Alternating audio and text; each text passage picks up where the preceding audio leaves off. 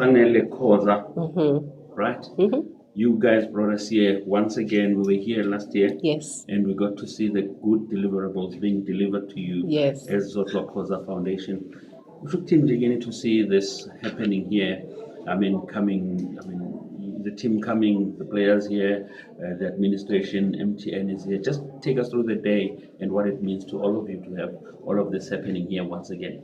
So today was such an incredible day. It was the culmination of so much hard work that we've put in as the foundation, that we've put in as the community to ensure that this here foundation is not seen as a white elephant. We have ongoing workshops and events and activities here at the foundation that sort of bring the best out of the talent that exists in the Soweto community. I think today was a reflection of all of that hard work that we've put in as the foundation, and also the belief that all of these stakeholders that were here today have in us to carry out their dreams, to carry out their hopes, and that of their children, and that of all the stakeholders whose lives we affect each and every day. I think with the gifts and donations that we received today, we are not put under pressure. We are invigorated and very motivated to get the podcast off the ground and hopefully start to tell African stories the best way that we know how,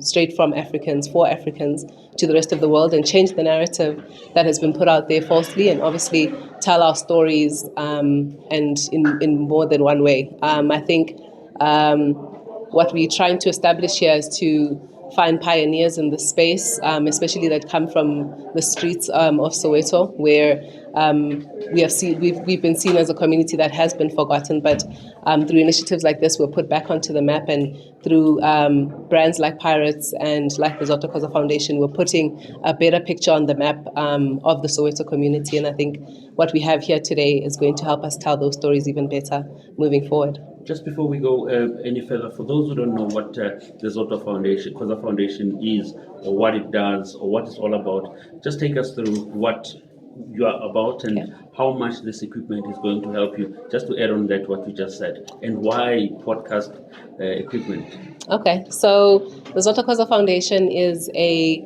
non-for-profit company that was established with the sole aim to provide a hand up to the community. We started with elderly and child-headed households that were affected by HIV and AIDS. And as we progressed in our work, we started to see that the issue is not poverty. The issue is that people have the skills, but they just don't know how to hone those skills and make themselves profitable and give their families some dignity. So we then structured programs that exist here in the foundation, Skills and Entrepreneurial Development Center, where we carry out different workshops, empowering the youth, empowering women, empowering the elderly. We have agricultural programs, we've got sports programs, we've got a vast array of different programs that speak to the different and individual needs and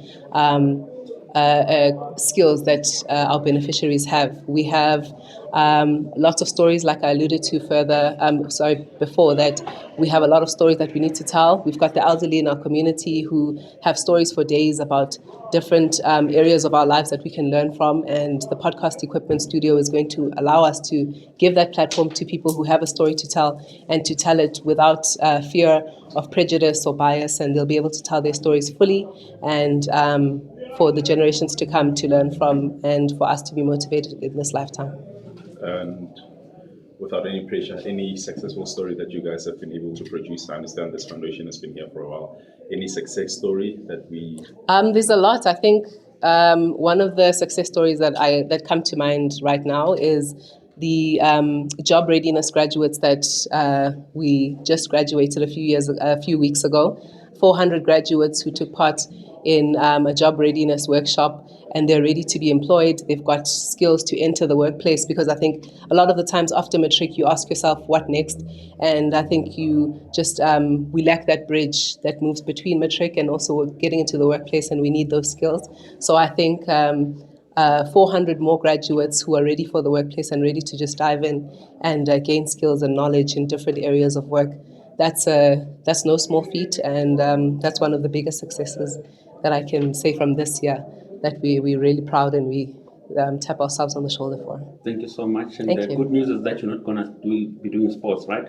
football, because Pirates stories will all be yours. Yeah, of course. Thank Yeah, you so much. you guys will have to come to us for content. Thank you so you. much.